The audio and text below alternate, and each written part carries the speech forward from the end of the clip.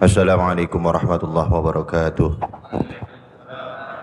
Ila hadratin Nabi Mustafa Sayyidina wa Maulana Muhammadin sallallahu alaihi wasallam wa ala alihi wa azwajihi wa dzurriyyatihi wa ila alihi ajma'in.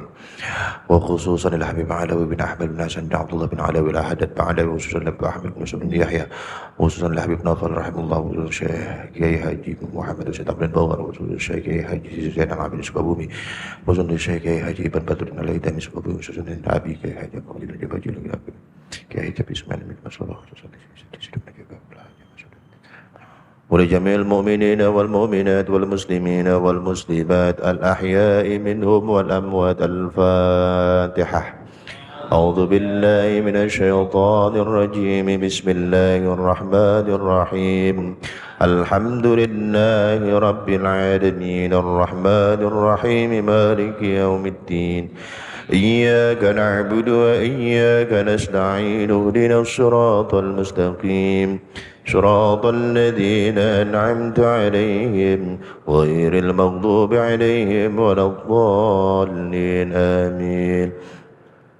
بسم الله الرحمن الرحيم. الحمد لله والصلاة والسلام على رسول الله محمد ابن عبد الله. أشهد أن لا إله إلا الله وحده لا شريك له وأشهد أن سيدنا ونبينا محمد عبده ورسوله لا نبي بعده. Puja puji serta syukur kita panjatkan kepada Allah Subhanahu wa taala yang mana sampai saat ini detik ini Allah masih memberikan kita nikmat sehat panjang umur, nikmat menuntut ilmu, juga nikmat iman dan Islam. Salawat beserta salam tak lupa terlimpah dan tercurah ke junjungan alam yakni habibana wa syafi'ana wa maulana Muhammad sallallahu alaihi wasallam, yang bersama-sama kita hormati dan muliakan guru kita Kakanda Ustaz Syah Harun Sya'rani, juga para segenap jamaah semuanya yang mohon maaf tidak bisa saya sebutkan namanya satu persatu, namun tidak mengurangi rasa hormat dan takzim saya. Kita doakan guru-guru kita semoga Allah panjangkan umurnya, Allah sehatkan badannya, Allah mudahkan segala urusannya agar terus bisa membimbing kita, mendekatkan diri kita kepada Allah Subhanahu wa taala. Alhamdulillah, kita lanjutkan kajian kita kembali, yaitu kajian Syarah Ratib Al-Haddad yang bawa kitab halaman 22. Yang bawa kitab halaman 22 baris paling terakhir, yaitu kalimat al-khamisu al-julusu ada makanin tahirin. Halaman 22 baris paling terakhir. Bismillahirrahmanirrahim. Qala al-musannif rahimallahu ta'ala nafa'ana bihi wa bi'ulumihi fid dharain amin. Kemarin kita sudah bahas tentang syarat-syarat rukun-rukun zikir. Sudah 4 yang kita bahas. Yang pertama, sebelum zikir itu kita harus bertaubat terlebih dahulu. Yang kedua harus Yang kedua harus senantiasa dalam keadaan suci, yaitu wudu, kalau bisa mandi dulu. Yang ketiga yaitu meminta pertolongan dalam hatinya ketika hendak berzikir kepada gurunya. Minta tolong hatinya kepada guru, karena guru kita itu hatinya bertali sambung dengan gurunya, gurunya guru kita bertali sambung lagi dengan gurunya guru bertali sambung kepada tabi'in, tabi'in hati mereka bertali sambung kepada para sahabat, sahabat bertali sambung hatinya kepada Rasulullah sallallahu alaihi wasallam, dan Rasulullah itu hatinya tidak pernah sedetik pun lepas dari Allah Subhanahu wa taala. Meminta istimdad atau meminta madad, itu. Yang kelima, nomor 4. Yang keempat, dia meyakini bahwasannya pertolongan yang dia peroleh dari gurunya itu merupakan berpuncak dari Nabi Muhammad SAW. Jadi bukan jangan putus di guru, wah ini guru saya nih penyebabnya saya begini, enggak, tapi dari Rasulullah SAW. Sekarang kita bahas yang nomor 5. Yang nomor 5 adalah al-khamisu, syarat adab rukun dzikir yang kelima adalah al-julusu ala makanin tahirin, hendaklah dia mencari posisi duduknya di tempat yang suci. Jadi duduknya jangan sembarangan, tempat zikirnya jangan sembarangan, usahakan mencari tempat yang suci di situ. Kalau masjid, musola udah jelas ya. As-sadisu yang nomor 6, tatyibu majlis dzikri birraihati at-tayyibah. Nomor 6 syaratnya harus mewangikan majlis dzikir, mewangikan majlis dzikir, mengharumkan majlis dzikir birraihati at-tayyibati, dengan wewangian yang harum. Ya, jadi majlis zikir kalau bisa, mau apapun bentuk zikirnya, mau rotib ke apaan ke, itu kalau bisa diwangiin dulu. Nah ini di kita ini kadang pakai wangi-wangian itu kalau pas lagi marhaban doang, semprotin ya. Padahal bukan cuma itu, ini rukun ya, rukun ya. Nah, jadi tempat zikirnya itu dikasih wangi-wangian dulu.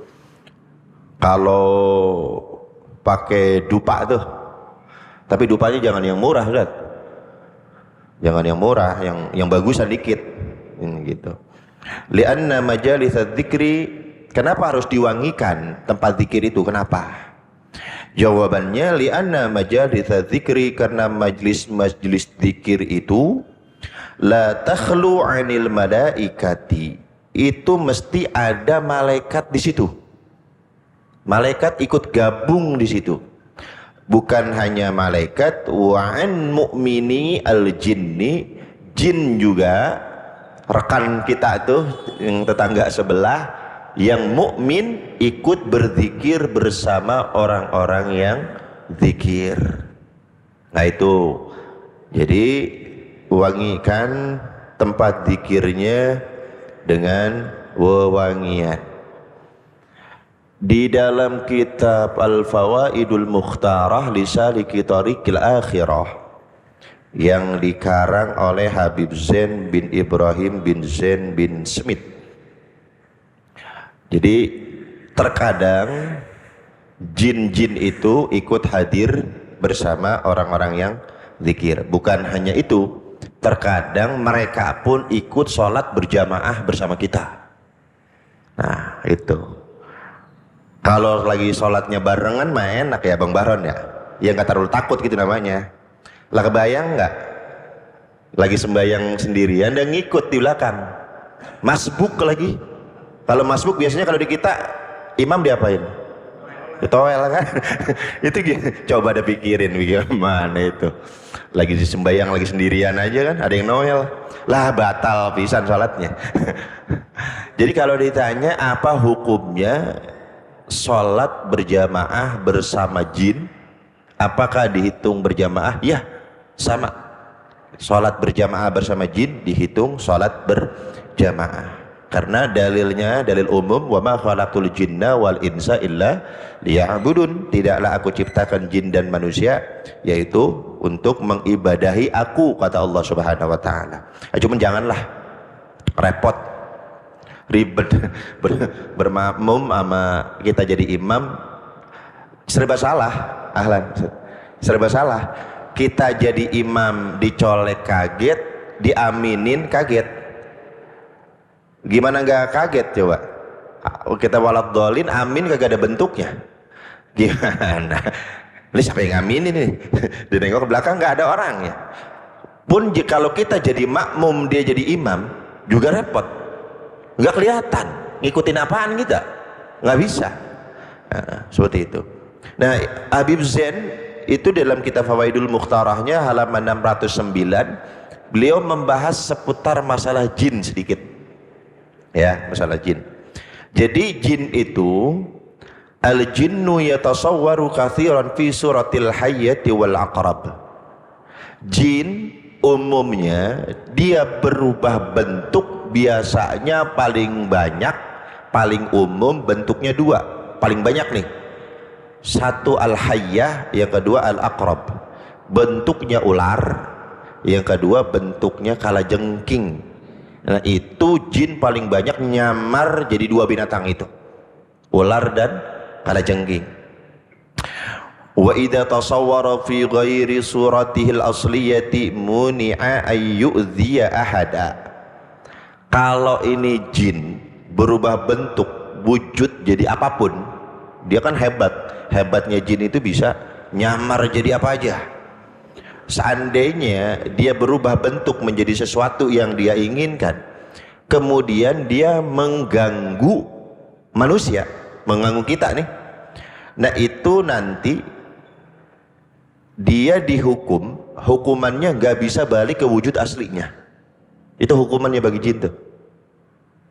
Nah jadi dia udah bikin perjanjian tuh sama Allah, boleh situ berubah bentuk, terserah lo menjadi apa kek, bebas, tapi dengan catatan nggak boleh gangguin orang. Kalau kamu gangguin orang, maka dia nggak bisa balik lagi ke bentuk asli, nggak bisa. Jadi bentuk, kalau ditanya bentuk asli jin itu kayak apa, nggak ada yang tahu, karena dia barang gaib, nggak ada yang tahu. Adapun orang-orang yang katanya orang pinter, ya, orang yang mempunyai kelebihan apa kekurangan, saya nggak tahu. Kelebihan apa kekurangan itu? Orang yang bisa ngelihat itu kekurangan, bukan kelebihan ya. Nah, kita nggak pada nggak ngelihat, dia doang ngelihat, kekurangan itu namanya. Orang udah jin itu dari kata tersembunyi, dari penglihatan terus kelihatan, itu kan namanya aneh gitu, bukan kelebihan, kekurangan menurut saya mah. Jadi teman-teman kita tuh yang diberi kekurangan plus kelebihan oleh Allah tadi itu ngelihat bentuknya begini, itu bukan wujud asli. Wujud aslinya nggak ada tahu, yang tahu hanya Allah gitu. Itu cuman penampakannya doang, yang dilihat itu adalah penampakannya doang. Nah, terkadang ini ilmu buat kita, jin-jin yang berbentuk ular, jin-jin yang berbentuk aqrab, kalajengking, itu biasanya mereka ikut tinggal di rumah-rumah kita. Jadi jangan heran kalau bapak misalkan di rumahnya ada ular misalkan. Nah itu bisa jadi, bisa dua kemungkinan, bisa memang ular bener, bisa jadi ular jin yang berubah bentuk. Nah jadi kalau seandainya ada ular di rumah kita, tapi dengan catatan ularnya itu bukan ular yang galak, bukan ular yang berbisa kayak kobra misalkan, itu mah udah langsung aja bunuh itu mah. Jangan pakai wah ini kayaknya jin nih, bukan. Jangan pakai ditunggu-tunggu, dipatok bisa loh. Ini ularnya, ingat ya, ini patokannya kalau ularnya bukan ular berbisa, bukan ular ganas, itu buru-buru keluarin. Tapi kalau ularnya misalkan bentuknya dia apa, nggak ganas, nggak berbisa, nah itu ada kemungkinan adalah jin yang sedang berubah bentuk menjadi ular. Dan memang hampir ada, jangankan di zaman kita, di zaman Rasulullah pun ada. Bahkan ada sahabat yang berantem sama jin ular. Sahabatnya mati, jinnya juga mati, karena nggak tahu. Dia pikir itu ular biasa, ternyata adalah ular jin. Nah bagaimana sikap kita kalau di rumah kita ada ularnya bukan ular berbisa tadi yang kita anggap sebagai jin lah ya, itu bagaimana? Nah ulama mengatakan usir. Di sini ada dua pendapat, ada yang mengatakan diusir selama 3 hari, ada juga yang mengatakan diusir selama 3 kali. Ini sama-sama pendapat ulama nih, ada yang bilang 3 hari, ada yang bilang 3 kali. Jadi gini, ada ular nih, usir, balik lagi dia, kan baru sekali, kita usir lagi nih, keluar nih, dia balik lagi, dia ada lagi, kan masuknya nggak kelihatan, namanya juga goib, tahu-tahu ada di situ aja, misalkan ada di kamar lagi, udah diambil, dia ada di kamar lagi, sekali kita usir 2 kali masih ada di kamar, 3 kali masih ada di kamar. Nah kalau lebih dari 3 kali boleh dibunuh, karena itu jin kafir. Kalau jin mukmin dikeluarin beres, dia nurut udah kayak begitu. Nah itu pendapat 3 kali. Yang repot ini kalau pendapatnya yang 3 hari. Gimana kita nih? Tidur bareng sama gituan. Kalau saya pribadi, karena ini pendapat 2 ulama, saya memilih yang 3 kali aja. Kalau jamaah yang mau 3 hari silakan. Mau 3 hari mau 3 kali. 3 kali ya. Jadi gue seminggu ini ya. Untung aja ada pilihan. Ya boleh 3 kali, boleh 3 hari. Lalu bagaimana cara mengusir ular yang dianggap itu jin? Jadi bukan, weh keluar lu, keluarga lu ya, nggak gitu. Ada caranya, itu bahkan diajarkan dalam Islam, dalam agama kita itu diajarkan cara mengusir jin yang dianggap yang berbentuk ular. Dan ini berdasarkan sebuah hadis yang diriwayatkan oleh Imam Abu Dawud. Jadi Rasulullah pernah ditanya, ya Rasulullah, bagaimana sikap kita kalau kita menemukan ular jin yang tinggal di rumah kita? Kata Rasulullah, usir. Bagaimana cara ngusirnya? Nah ini catat. Ini cara ngusirnya. Yaitu unsyidukunna al-ahda. Unsyidukunna al-ahda alladhi akhadha alaikunna Nuhun. Ya, unsyidukunna al-ahda alladhi akhadha alaikunna Nuhun. Repot juga pakai bahasa Arab ya. Begitu ada apa bahasa Arabnya lagi di kemarin Ustadz ngajarin. dia lupa. Apalagi kalau udah begitu mah kan geged, gemeteran, takut. Udah ngeblank deh tuh, hilang dah. Unsyidukunnal ahda alladhi akhadha alaikunna Nuhun. Selanjutnya juga kalimatnya sama, unsyidukunna sama al-ahda alladhi akhadha alaikunna Sulaiman. Jadi 2 kalimatnya, yang depannya sama. Kalau yang pertama tadi kan alaikunna Nuh, yang kedua alaikunna Sulaiman. Itu unsyidukunnal ahda alladhi akhadha alaikunna Nuh, unsyidukunnal ahda alladhi akhadha alaikunna Sulaiman. Artinya aku ingatkan kalian. Nah, ini bisa nih diterjemahin doang. Aku ingatkan kalian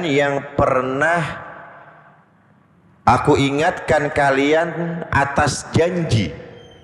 Aku ingatkan kalian atas janji yang pernah Nabi Nuh ambil dari kalian. Ya, itu artinya aku ingatkan kalian atas janji yang pernah Nabi Nuh ambil dari kalian. Yang kedua, aku ingatkan kalian atas janji yang pernah Nabi Sulaiman ambil dari kalian. Jadi ternyata riwayatnya, asbabul wurudnya itu, kenapa ada Nabi Nuh dan Nabi Sulaiman di situ? Karena ketika pada Nabi Nuh dulu ketika di banjir, nah itu kan semua binatang, semua makhluk naik tuh ke perahunya, termasuk kalajengking dan ular tadi mau masuk, mau ikut ke perahunya Nabi Nuh. Dilarang sampai Nabi Nuh, jangan, kalau ente ngikut tim aneh, kata Nabi Nuh, habis ini dipatok-patokin mente. Habis dipatok-patokin, jangan.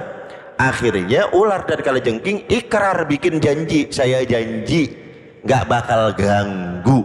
Nah itu asalnya gitu sampai Nabi Nuh. Kalau Nabi Sulaiman, kan Nabi Sulaiman penguasa, bukan hanya manusia, jin, binatang, angin, tunduk di bawah kekuasaan Nabi Sulaiman.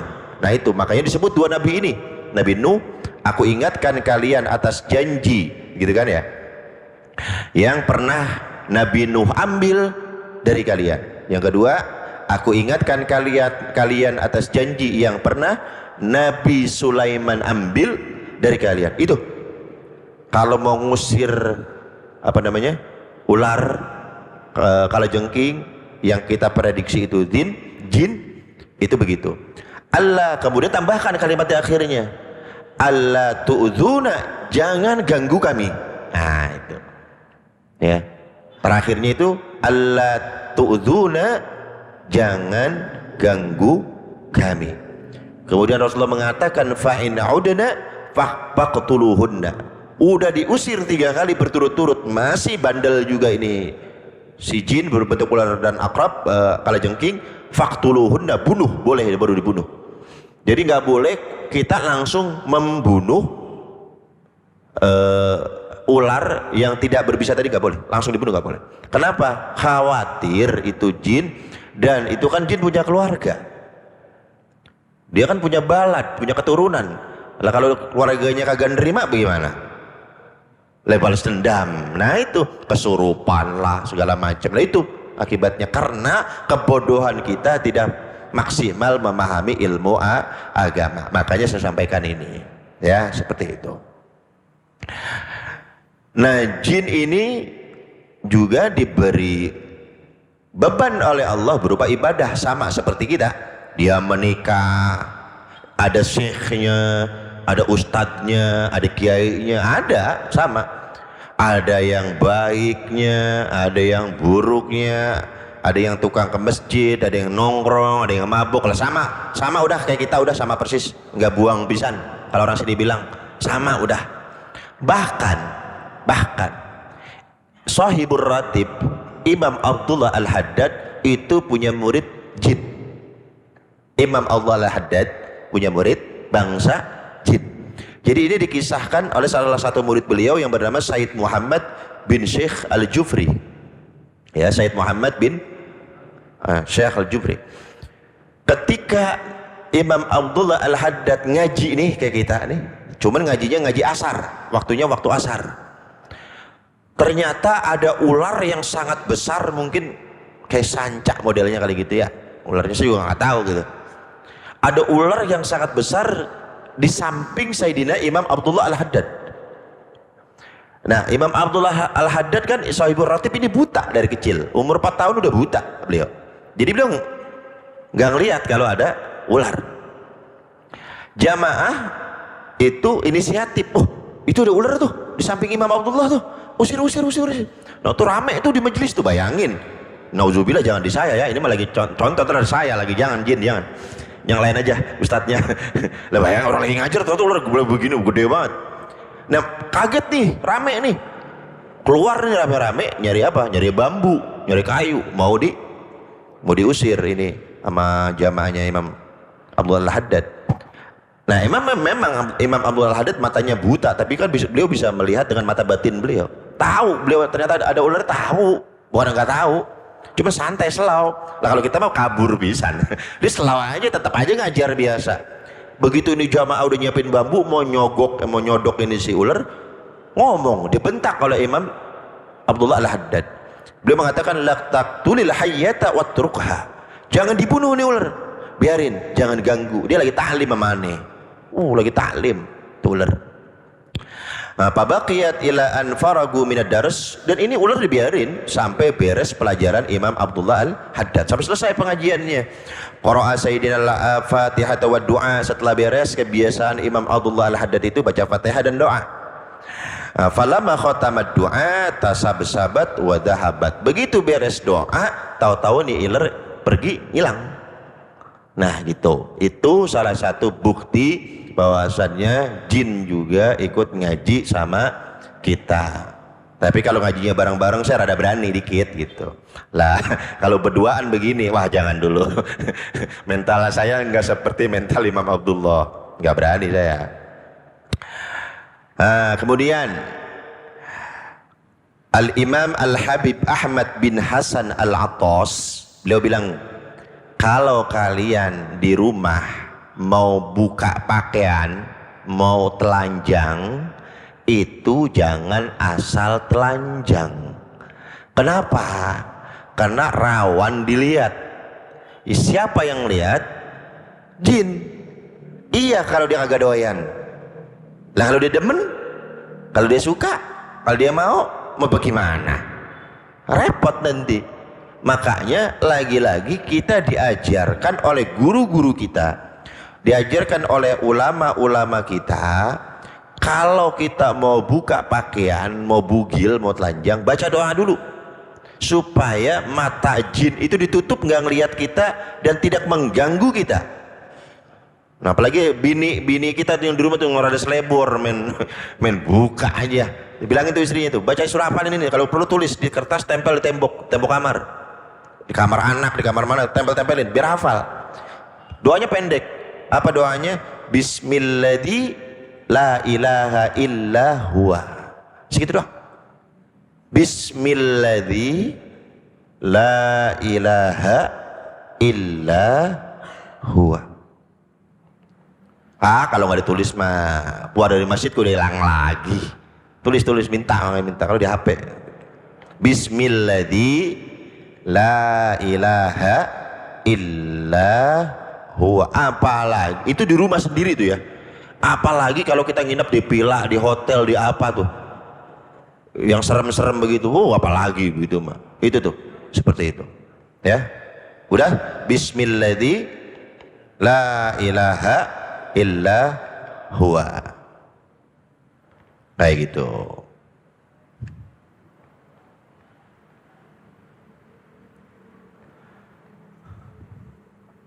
Ada apa hukumnya manusia nikah sama jin? Hah? Di kita itu, di Indonesia itu memang aneh-aneh ya. Kawinlah sama jin, kayak orang udah habis aja gitu. Ngapain gitu? Nah, masalah manusia, apa hukum manusia menikah dengan jin, itu ada dua pendapat, ada dua jawaban. Yang pertama mengatakan haram, yang kedua mengatakan makruh. Mau makruh, kalau seandainya boleh juga janganlah. Enggak, gini, repot. Karena kan tujuan kita berumah tangga apa? Supaya sakinah mawaddah warahmah, kan tujuannya itu. Lah bagaimana mau sakinah coba? Dia ngeliat kita kagak ngeliat dia. Kita cariin repot. Coba mau nyari kemana? Mau nyari bagaimana kalau bininya, misalkan bini dari jin, mau nyari kemana? Dia ngilang, dia ngambek, udah pergi. Lu mau nyari kemana? Yang kedua nafkahinnya, apa nggak repot nafkahin jin? Beli di mall mana pakaian kalau lebaran? Ayo. Ayo bang, beli di saya pakaian apa? Di mana belinya neng? Repot. Masya Allah, Bang Udin.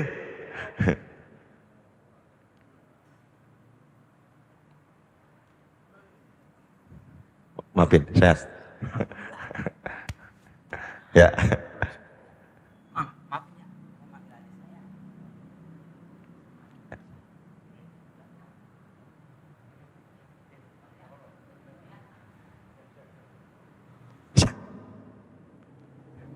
Ya, gitu. Jadi hukum menikah dengan jin dua hukumnya. Yang pertama ada yang mengatakan, ulama sebagian mengatakan haram, ada yang mengatakan makruh. Kenapa? Karena mereka sepakat tidak mungkin terjalin keluarga yang harmonis karena beda bentuk, repot. Terus yang nikahin kawaannya kawa mana? Mau catatnya di mana? Kalau cerai ngurusnya kemana? Udah repot. Imam Malik, pendiri mazhab Maliki, ditanya apa hukumnya menikah dengan jin. Imam Malik mengatakan secara hukum saya nggak tahu, tapi saya membenci. Kenapa? Saya nggak mau dengar ketika ada seorang wanita menikah dengan bangsa jin yang laki-laki, kemudian hamil itu wanitanya, begitu ditanya mana bapaknya, jawabannya bapaknya bangsa jin. Ini akan merusak hukum agama nanti. Karena nanti banyak perempuan yang nulat-nulat, yang niru-niru ntar. Banyak dijadiin dalil sama perempuan. Mana lu hamil, mana bapaknya? Ayo lo. Dia tiru, itu dipakai buat nutupin. Bapaknya bangsa jin. Makanya kalau ada laki yang ngawinin, yang bikin bunting perempuan, lari kabur, sejenis jin itu dia. Sejenis jin itu dia tuh. Lah pakai kabur. Ya, gitu. Awas ya anak muda nih yang sembarangan. Ya seperti itu. Uh, Kemudian yang ramai itu apa hukum minta bantuan jin? Nah, jadi kita balikin aja. Boleh nggak kita minta tolong sesama manusia? Boleh. Dengan jin pun sama. Tapi kalau bisa mah lagi-lagi jangan. Kenapa? Repot. Itu aja. Karena ada ulama-ulama terdahulu seperti Imam Ghazali punya murid jin. Ini Imam Ghazali sezaman dengan seorang syekh ulama besar yang bernama Syekh Zamakhsyari. Nah ini beliau ini Syekh Zamakhsyari ini dulunya adalah alirannya Mu'tazilah. Kalau sekarang Islam liberal, dikit-dikit akal, dikit-dikit akal. Nah yang goib dia itu nggak begitu kayak jin-jin begitu, nggak ada itu mah, itu. Jadi nggak percaya begitu gituan. Nah akhirnya dibuktikan oleh Imam Ghazali. Imam Ghazali kan waliullah, yang pinter, alim, soleh, ahli sufi, wali lagi. Nah ini punya murid jin. Ini jinnya laporan, ya Syekh, gimana? Itu Zamakhsyari lagi bikin kitab. Wah, kitab apa yang dia bikin? Ini lah dibocorin. Makanya kalau ada dukun itu dibocorin wajar. Si Fulan bentar lagi mau datang, namanya Anu kan dia tahu. Gitu. Nah datang nih jin ini ngasih tahu Imam Ghazali, ini Zamakhsyari saingannya lah lagi bikin kitab apa? Tafsir. Nama kitabnya Al-Kasyaf. Ini masyhur, ini bagus kitabnya. Sama Imam Ghazali diisengin, sini bisa nggak dicontek? Diapain? Dikopi? Oh bisa. Dia pergi nih jin nih, dikopi nih kitabnya Imam Syekh Zamakhsyari, dikopi, dibawa ke Imam Ghazali, dicicil. Tuh udah. Terus ditaruh, begitu udah komplit, ditaruh Imam Ghazali di tempat yang kelihatan sama Syekh Zamakhsyari. Begitu dilihat, apa ini? Kitab. Dilihat sama dia. Oh bagus ini, kata Imam Zamakhsyari ini. Tapi kalau saya telak-telak, kalau saya lihat-lihat kok kayak punya saya, kata Syekh Zamakhsyari. Tapi kalau misalkan ini memang punya saya, kan nggak ada yang tahu ini kitab. Belum beres. Tapi kalau dibilang bukan punya saya, mirip banget kayak bahasanya emang kayak punya saya. Imam Ghazali ketawa aja dia. Ini dari mana ente dapat? Ini kitab siapa? Ya kitab ente. Lah, kok bisa ada di tangan ente? Murid aneh bangsa jin nyontek ke ente. Tuh, dari situ dia baru percaya. Imam Zamakhsyari baru dari situ baru percaya. Jadi bisa tuh nyontek. Nah kalau jinnya dipakai buat yang begitu-begitu bagus. Lihat ente datang ke rumah Ustadz Harun tengah malam. Dia sembahyang apa? Liatin. Nah, emang apa? Gua mau tiru. Begitu. Ustadz Oman, lihat, cek apa wiridannya. Berangkat laporan. Ini mah dia disuruh nyolong duit. Lah, lu berkahnya di mana? Nyuruh yang begitu. Duitnya colong, ada nggak duitnya di lemari? Ambil. Lah bukan itu. Jadi kalau kita nyuruh orang nyolong, dosa nggak? Jin juga sama. Begitu. Kalau urusannya urusan perkara dunia yang mubah, hukumnya mubah, minta tolong majin. Kalau yang perkara agama, berpahala nyuruhnya. Tapi kalau masalah perkara haram, jadi haram, jadi dosa hukumnya. Gitu. Paham ini? Gak usah yang begitu, gak usah main-mainin begitu. Berteman repot. Takutnya ke anak. Kitanya kuat, anak gak kuat. Itu bahaya nanti. Ulama-ulama dulu itu, mereka itu biasa sholat berjamaah bareng jin. Kalau yang punya rumah itu kesiangan, maksudnya nggak bangun, biasa jam 2 bangun itu, nggak bangun, itu berisik. Wah, gobrak dibangunin, gitu.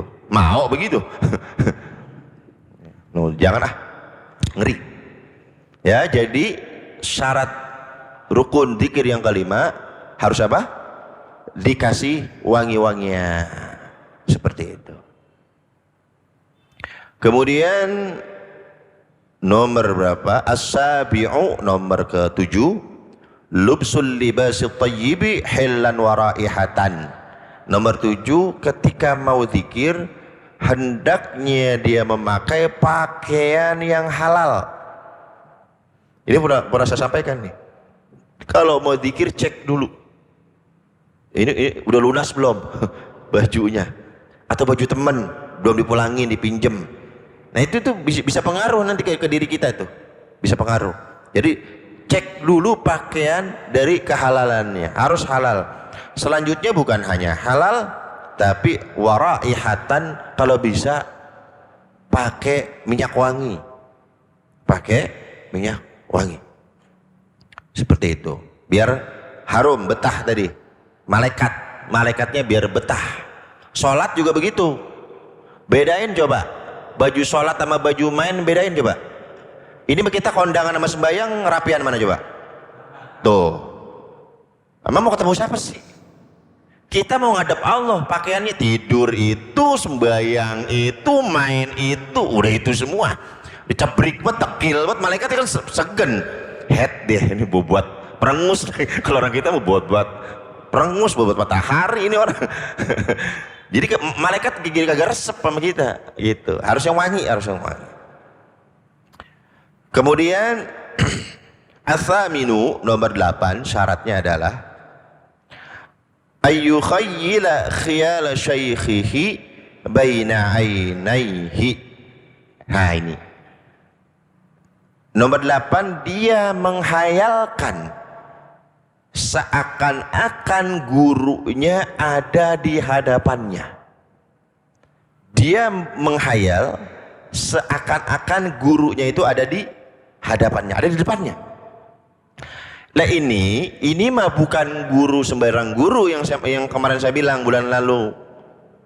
Bukan Ustadz, guru siapa yang saya bayangin? Bukan guru SD, bukan guru SMP, apalagi guru olahraga. Apa urusannya guru olahraga dihadirin? Guru IPA, guru IPS, kagak nyambung. Di sini guru yang dimaksud guru di sini adalah mursyid, guru dzikir. Contohnya, rotib itu kan dzikir. Gurunya siapa? Saya tanya, siapa? Di sini rata-rata di kita itu Habib Ahmad kan ya, Ustaz ya?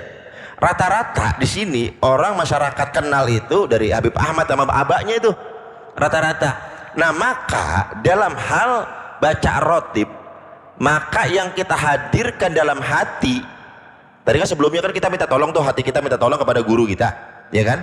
Hati kita, ya Allah, guru saya ini bantu saya, guru bantu, dalam hatinya itu minta pertolongan sama gurunya itu supaya mantap, digaitinnya, diarahinnya enak sama guru. Nah ada lagi berpendapat ini, dia membayangkan seakan-akan gurunya ada di depannya. Yang jadi masalah siapa gurunya? Udah punya belum guru pembimbing? Harus punya, nggak mungkin nggak punya, nggak bisa ini. Nah makanya kan bulan lalu saya bilang kalau bisa coba ngabring sono ke Cikeas, mumpung Habib Ahmad masih ada, minta ijazahnya, minta ridhonya. Makanya waktu saya ngisi di Cikeas saya bilang supaya lebih mantap lagi, supaya kita lebih hati kita bertali sambung terus ke guru kita, supaya seakan-akan kelihatan itu, makanya pajang foto-foto gurunya. Makanya coba lihat orang-orang thariqah, orang-orang tasawuf, orang-orang sufi, biasanya di rumah-rumah mereka, di majlis-majlis mereka pasti ada foto-foto. Itu foto-foto gurunya itu. Tujuannya apa? Supaya ingat terus. Ini bukannya menuhankan orang, salah, enggak. Supaya ingat segala nasihatnya. Begitu ngelihat guru kan ngajarin A, waduh perilaku saya B nih. Begitu ngeliat foto jadi berubah lagi. Itu begitu maksudnya, tujuannya ada foto itu. Makanya di Cikeas saya bilang wajib hukumnya jamaah yang ada di sini punya foto abah semua. Akhirnya di share, dicetak. Termasuk saya juga dicetakin, kita taruh tuh. Nah kita taruhnya itu foto cuman bukan di ruangan doang, di tempat biasa kita zikir di rumah. Di mana tempatnya biasa kita ibadah, taruh di situ.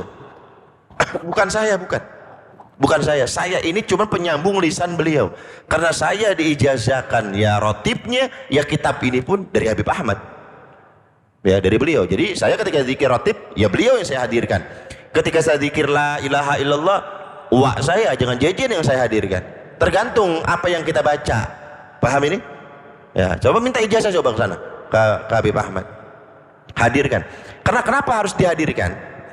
Murid di sekolah, ada guru, nggak ada guru, belajarnya yang bener yang mana? Nah, begitu aja udah. Kelas nggak ada guru, guru datang nih, udah baca ya, ditinggal, acak-acakan, pasti acak-acakan. Sama dalam perwiridan, perzikiran juga seperti itu. Nah, fungsinya kita hadirkan guru di hadapan kita apa?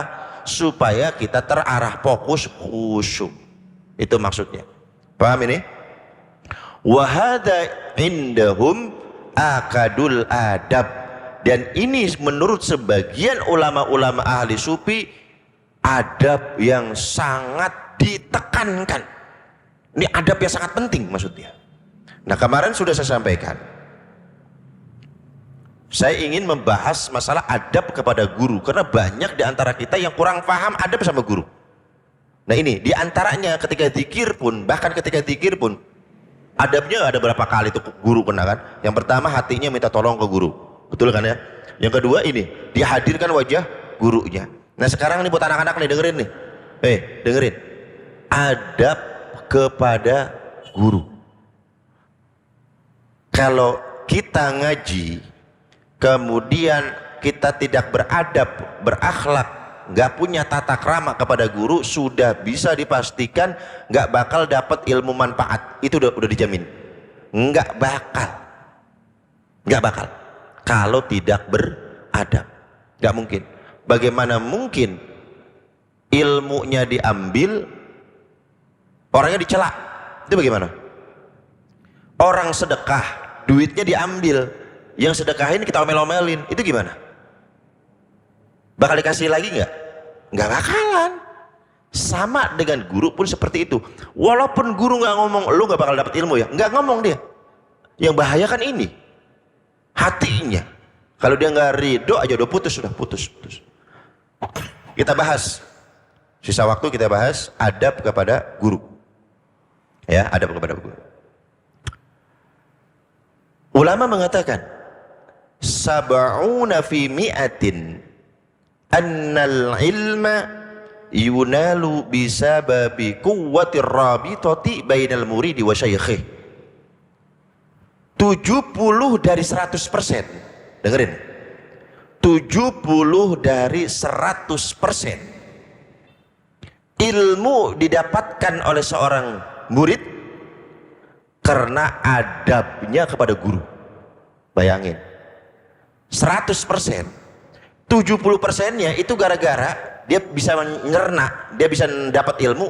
70%-nya gara-gara apa? Adab. Yang sisanya berapa? Baca, ngapal, denger, tuh bayangin 70% yang ternyata adab sama guru, terutama hatinya adab. Kalau seandainya kita duduk di majelis ilmu, bener badan kita duduk di situ, tapi hati kita nggak geremet sama itu guru. Apa sih namanya? Apa yang disampaikan? Apa yang disampaikan? Mental. Mendingan keluar. Ini nggak ada urusannya sama si guru, nggak ada. Ini guru ente mau bagaimanapun nggak ada urusannya sama dia. Dia mah tenang, dia mah anteng. Yang justru rusak, yang bahaya ente. Paham ini?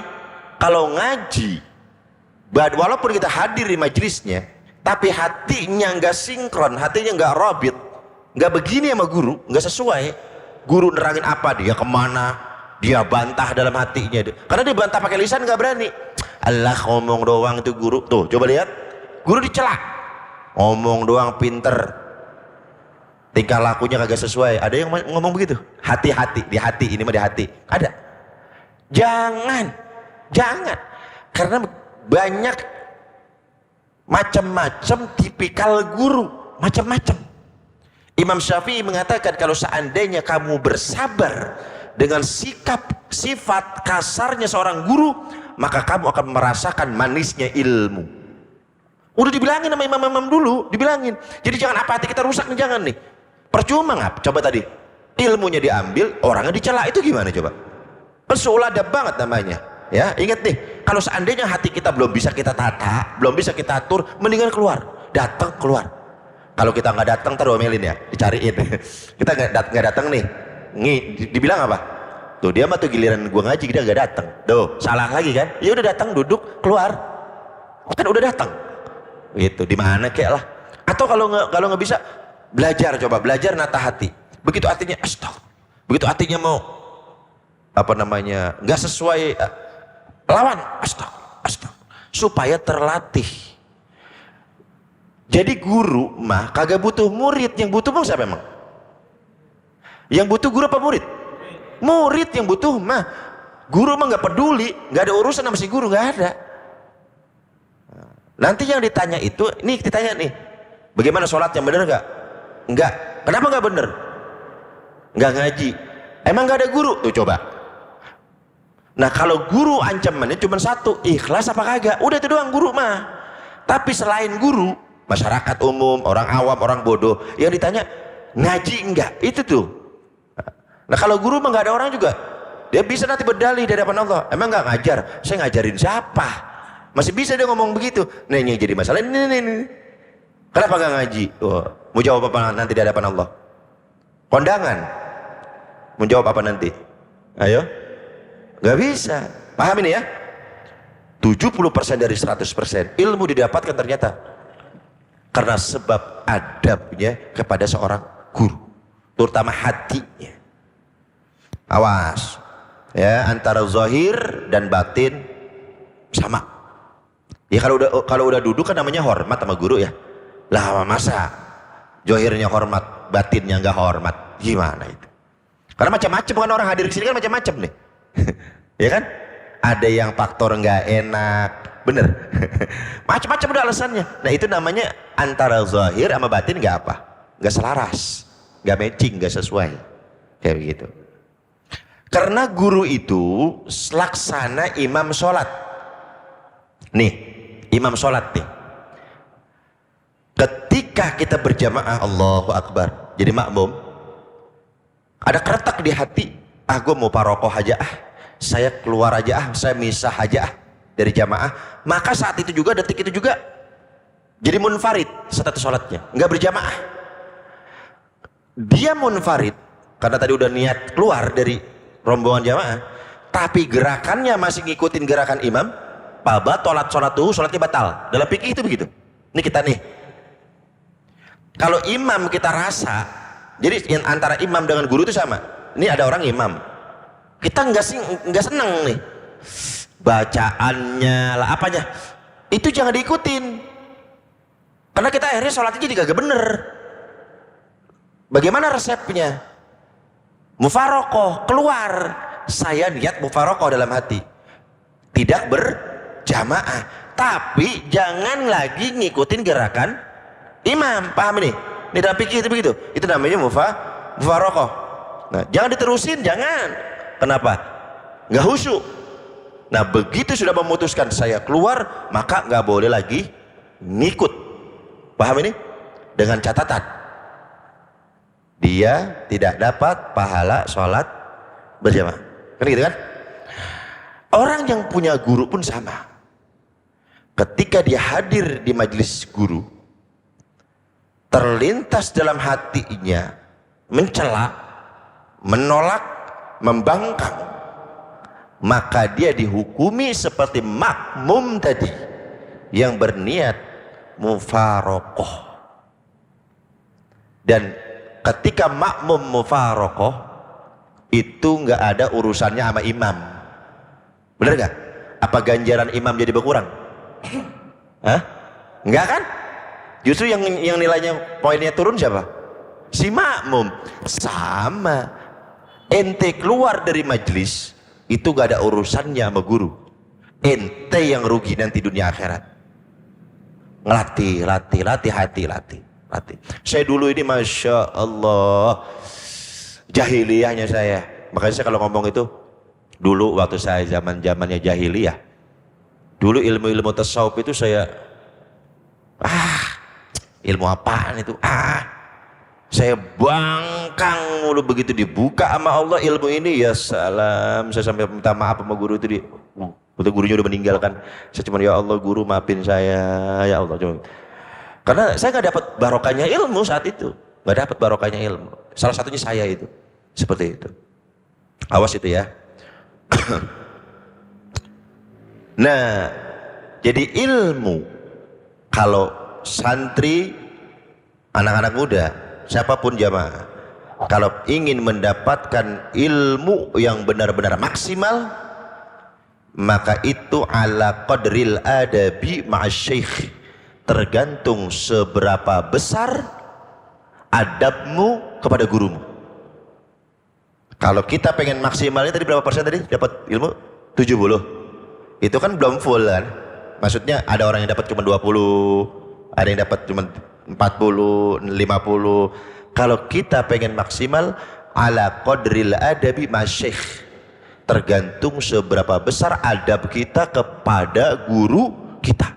Tinggal kita ngukur sendiri aja. Kemudian adab di majelis, yang bagi ayal sama sukut. Kalau di majelis nih guru lagi ngajar, diem,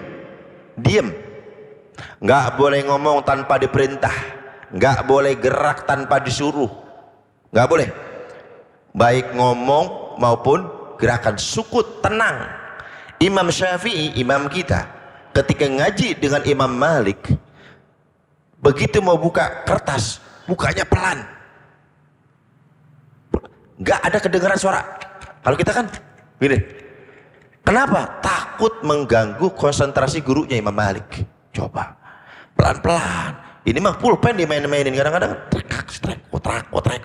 Apa aja. Nanti tuh dilatih. Fokus. Tuh adab tuh. Coba perhatiin zaman sekarang. Oh, di Indonesia itu gak kekurangan orang pinter. Tiap tahun S1, S2, S3 wah banyak banget udah. Indonesia gak kekurangan orang pinter. Tapi umat Islam Indonesia saat ini kekurangan santri yang beradab, siswa yang beradab, kekurangan, kurang jauh. Coba kita ingat dulu waktu kita masih kecil sama zaman sekarang, udah jauh banget sama guru. Dulu kita digamparin sama guru, berani ngadu. Sekarang dilaporin ke polisi, diapain? Dipenjara gurunya. Lah kalau gurunya dipenjara, ilmunya juga ngikut ke penjara lah. Ini nih zaman sekarang nih, orang pinter gak kurang di Indonesia, yang kurang orang beradab yang kurang, kayak gitu. Jadi di majelis guru diem, baik badannya, mulutnya dijaga, betul-betul dijaga. Kalau sama guru, jadi bahasanya bukan gini, ente udah berapa lama, ini bahasa kita nih, ente udah berapa lama ngaji sama beliau? Bukan ngaji bahasanya, kalau guru khidmat, ngabdi, paham ya? Ente udah berapa lama nemenin tuh kiai, gitu. Jangan pakai itu, rubah bahasanya. Karena seorang murid kepada guru itu laksana seorang budak kepada tuannya, harus ikut. Ente udah berapa lama khidmah sama kiai anu? Oh, bahasanya gitu tuh, khidmah, merendahkan dirinya, tawadhu. Bukan nemenin, udah ente udah berapa lama nemenin, kayak kesannya nemenin, butuh ya si gurunya juga. Jadi bahasanya ke sono gitu. Khidmah, ngabdi, ente udah berapa lama khidmah sama guru itu bahasanya ya. Nih, ini adab khidmah. Khalifah Harun ar-Rasyid, khalifah yang sangat soleh, khalifah yang sangat jujur, punya anak 2 laki-laki, namanya Amin dan Ma'mun. Ngaji sama seorang ulama besar, namanya Imam Al-Kasai. Ini kebiasaan dua-duanya nih. Amin dan Ma'mun begitu beres ngaji, dua-duanya lari keluar majelis. Ngapain? Nyiapin sendal gurunya. Keluar, rebutan. Nah, Imam Al-Kasai ini gurunya ngelihat. Masya Allah, berarti adabnya jalan nih murid. Supaya tidak mengecewakan dua-duanya, dibilang oleh Imam Al-Kasai apa? Likulli wahidin wahidah. Ya udah, satu orang satu. Sini dari kanan dulu, baru sini yang kiri dulu. Tuh adabnya tuh. Ini mah guru ngajar sudah hilang. Mikirin apa tahu? Ya Allah, ini nih siapin, rapihin. Dari guru tuh kayak begitu. Saya pernah dengar kisahnya, wallahu a'lam, antara kisah Syekh Khalil Bangkalan Madura dengan muridnya Mbah Hasyim Asy'ari. Jadi dulu Mbah Hasyim Asy'ari ini ngaji ke Mbah Holil Bangkalan di Madura. Kita dulu sering ya ziarah ke sono. Nah, ini Mbah Hasyim ngaji ke Mbah Holil, lama nih. Terus kan ke Arab, pulang pinter. Nah, keilmuan konon katanya keilmuan Mbah Hasyim Asy'ari itu sama dah sama gurunya, bahkan melebihi. Nah, inilah adab. Ini adab ini. Ini susah, ini sulit nih. Ketika ada murid yang kecerdasannya ngalahin guru, itu guru susah ngakuin itu. Itu susah banget itu. Ada ini misalnya ngaji nih, saya ajarin nih, pinter, ternyata pinternya kalian nih, amin, melebihi saya, amin. Nah itu tuh susah tuh. Jadi ini guru kagak mau kesiak, kagak mau kesalip. Bahasa sering keluar nih, orang Betawi bilang, bocah baru kemarin, satu, ngerti apaan dia, dua, tuh kan, songo ngomongin tua, tiga tuh. Ini sering banget kita tuh begitu tuh. Yang Ustadz, kita perlu kader, perlu penerus. Kalau kagak dikaderin ilmu kita, kalau ilmu kita gak itu repot.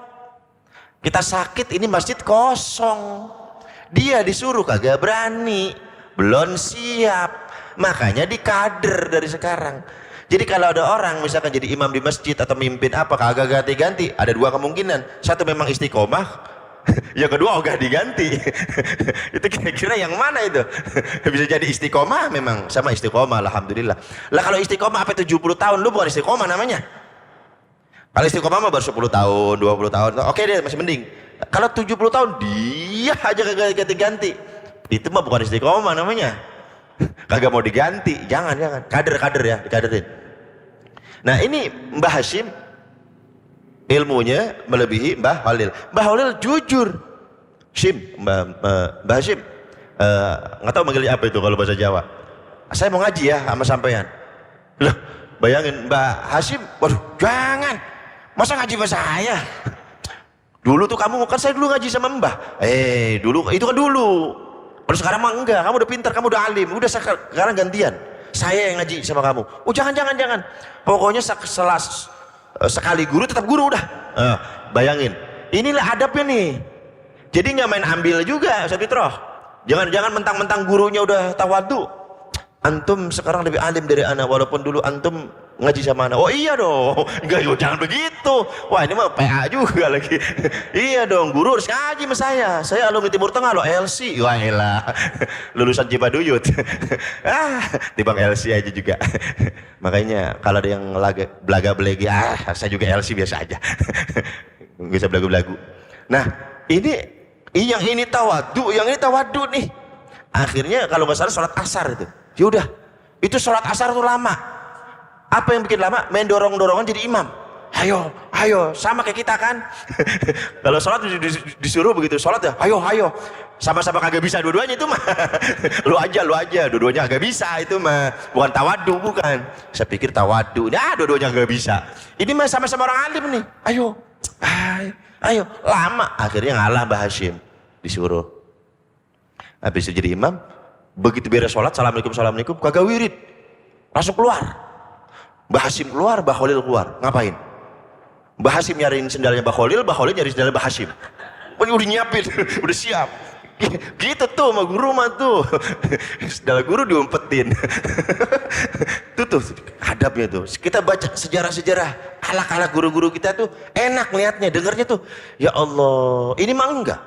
Guru ini nyerang guru ononya, ya Allah, yang kesian umat jangan dibawa-bawa, kasihan gitu ya, paham ya? Itu tuh cara ngabdi sama guru tuh. Makanya Habib Zain bilang, kalau kamu pengen tabarukan sama guru nih, pengen kenang-kenangan sama guru, kadang-kadang kita suka minta peci ya, ini kita minta tuh apa lagi, cincin, apa lagi? Itu adab tuh ya, nggak boleh salaman sama guru. Nih, begitu salaman sama guru pakai cincin yang cakep, digini-giniin. Maksudnya apa itu? Lagi salaman, cincinnya giniin. Maksudnya apa? Itu nyiksa batin guru. Nggak dikasih dibilang pelit, coba akhirnya.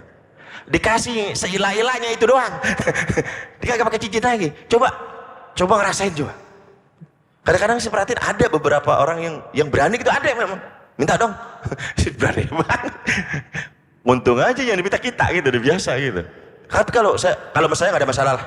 Saya mah bukan guru apa, saya malah yang lain lah, guru-guru yang lain. Hormati, jangan begitu. Kalau terpaksa minta buat ngalap barokah, kan kita gitu. Minta, yang diminta apa? Sendal. Mintain sendal. Bukan baju, bukan peci, bukan sorban, bukan cincin, bukan. Sendal. Kenapa? Sendal itulah yang menopang tubuh dia berdakwah kemana-mana. Sendalnya itu, si sendalnya. Cincin mah bisa ditaruh, baju mah bisa diganti. Nah makanya kalau baju mah kan banyak salinannya ya, peci banyak salinannya. Rata-rata sendal yang jarang, paling cuma satu kalau nggak dua. Ya, jadi kalau meminta sendal, tapi jangan lagi dipakai, dipinta. Lo suul adab lagi aja. Guru, al-afu nih, udah bahasa sih Habib banget, al-apa al-afu. Lah orang lagi make, gurunya dipinta. Orang mah di rumah. Lah saya pernah diajakin tuker. Lah orang ente sih lah bener-bener dah. Lah aneh lagi pakai disuruh tuker. Lah mending kalau pas. Karena kita mau kemana dulu. Masa guru sendalnya gede atau kekecilan, kagak pantas. Datang ke rumah, lihat dulu sikonnya enak apa kagak, kayak begitu. Tuh, ya kayak begitu. Terus kalau ngomong suaranya pelanin, jangan kencang-kencang sama guru, pelanin suaranya. Sayyidina Umar, Sayyidina Abu Bakar Siddiq kalau ngobrol sama Rasulullah seperti orang yang berbisik-bisik, takut ngeganggu Rasulullah, takut ngeganggu. Nah tuh. Jadi kedua, jangan jalan di depan guru, awas, nggak boleh jalan di depan guru, nggak boleh. Suul adab banget itu, di belakang guru, kecuali memang disuruh atau diizinkan, atau ada sesuatu hal yang membahayakan, seperti Sayyidina Abu Bakar kepada Rasulullah ketika hijrah. Ini Rasulullah, ini Sayyidina Abu Bakar di belakang nih, terus ke kanan, ke depan, ke kiri, muter aja. Rasulullah yang lu ngapain sih Abu Bakar, lu muter aja, terbelakang, samping, kanan, kiri, depan. Apa jawaban Sayyidina Abu Bakar? Saya di belakang Anda wahai Rasulullah, aku takut musuh menyerang Anda dari belakang. Kalau seandainya mereka menyerang dari belakang, biar saya yang mati duluan ya Rasulullah. Tuh gitu tuh, ada udzur.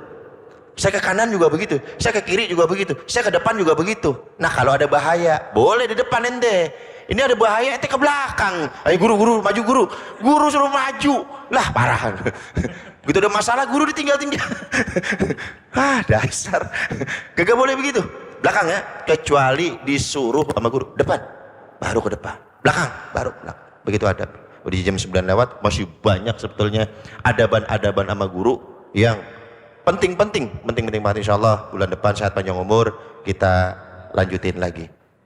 Ini saya mengundang nih pelat lisan, mengundang insyaallah tanggal 24 Desember hari Sabtu saya mengadakan walimatul khitan di Sukabumi Pak Haji ya.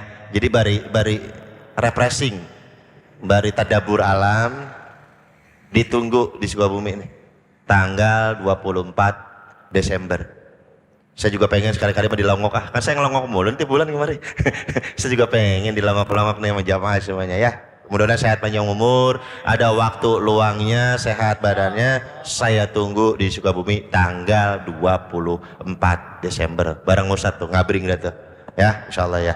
Itu saja dapat saya sampaikan. Ada yang mau ditanyain? Silakan seputar pembahasan barusan. Nggak ada.